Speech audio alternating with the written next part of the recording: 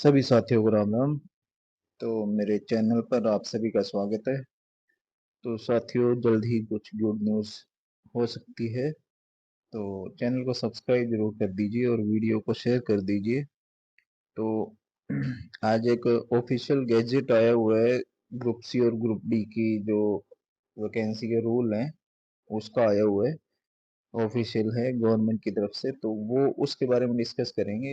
Group C के बारे में नहीं करेंगे भाई, ग्रुप डी के बारे में ही करेंगे कि उसमें क्या रूल बताया गया है। और रूल वही है भाई जो 2018 वाले रूल है। तो ग्रुप डी में कोई रूल चेंज नहीं किया, 2018 का रूल ही फॉलो कर रहे हैं। तो वही आपसे डिस्कस करेंगे।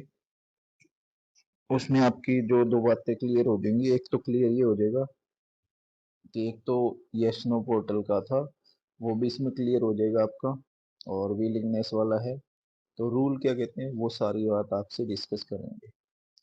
तो आगे बढ़ाते हैं भाई बात को। तो ये मैंने वहां से सिर्फ उस गैजेट से सिर्फ ग्रुप डी का ही निकाला है, ज्यादा मैंने इसमें नहीं निकाला। तो ये आपसे देख लेते हैं इसमें क्या क्या है। तो इसमें ये दिया है, in case of group D post excluding the post where minimum qualification is below matric. तो भी ये तो कुछ पोस्ट हैं जो मैट्रिक से नीचे होती हैं, एट्थ वाली। कुछ होती होंगी शायद सफाई कर्मचारी वाली। तो मेन हमारे काम का इसमें जो बात है, यहाँ से हमारे काम की बात है भी ये 2018 वाली, ये यहाँ से मैं पढ़ूंगा इसको, आपको समझा भी दूंगा। Act 2018, the Commission shall on the basis of CET marks shortlist the candidate for selection. Recommendation or waiting list in the respective categories and publish the list of such candidates on the website. तो ये बताया गया है waiting list के लिए selected candidate का name website पर देना पड़ेगा। The post available for recruitment shall be advertisement with the commission to the commission invite the application willingness electronically of the candidate based on the merit list of CT। इसके according देखो, ये सारी बात आपको बता दूं। इसके अकॉर्डिंग तो ये बताया गया है कि HSSC एक लिस्ट जारी करेगी और फिर उनमें से ही बच्चे विलिंगनेस का यस नो करेंगे।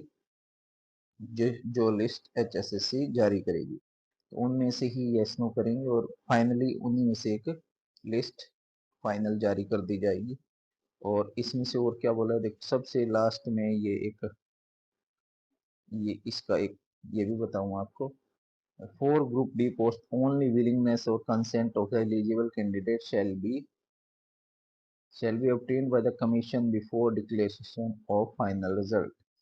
तो यही बोला है कि जो विलिंगनेस का फॉर्म है, एक विलिंगनेस कंसेंट है, फाइनल रिजल्ट निकालने से पहले उनका वो लेना पड़ेगा। यानी कि जो भी HSSC फाइनलिस्ट निकालेगी उससे पहले यस नो या विलिंगनेस का कुछ भी ऑनलाइन या जिस भी तरह से HSSC कर सकती है वो कैंडिडेट से लेना पड़ेगा। जो इसके जो हैं कि करना चाहते हैं वो रहेंगे और जो नहीं करना चाहते उनको इसमें से आउट कर दिया जाएगा। इस तरह से इसमें कुछ लिखा हुआ है, आपको भी समझ आ गई होगी सारी बात।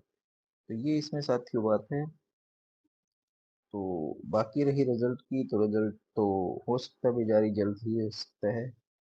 बाकी हाँ, अगर कुछ चेंजेस करने लगी HSSC, जिस तरह से ये रूल आया है, गैजेट आ गया तो सभी की नॉलेज में ये रूल भी आ गया।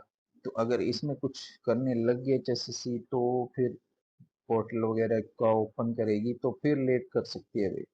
अगर डायरेक्ट रिजल्ट जारी कर दे तो रिजल्ट जल्द हो सकता है जारी, लगभग यही है 10 के आसपास, एक दो दिन आगे पीछे रह सकती है, पहले भी और बाद में भी एक दो दिन।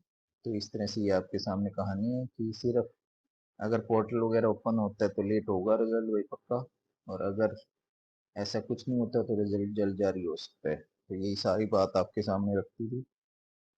तो सभी को धन्यवाद। राम राम।